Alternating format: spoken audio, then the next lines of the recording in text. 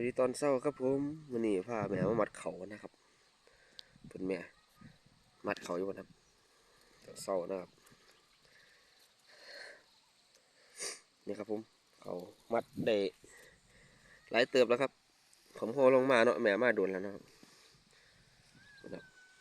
มื้อเช้านะครับแดดกำลังพอดีอยู่ครับผมอากาศเย็นครับมื้อนี้วัดกันเลยผมคนนะครับแม่วัดเขาให้ผมลมอ้อยๆครับผมบ้านเฮาเนาะครับเนาะครับ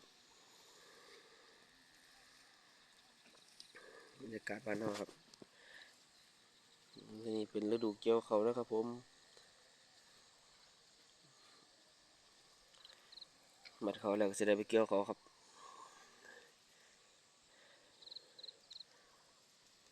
นี่ครับผมออกผมครับมัดเขาครับผมมัดเขายังมาเศร้า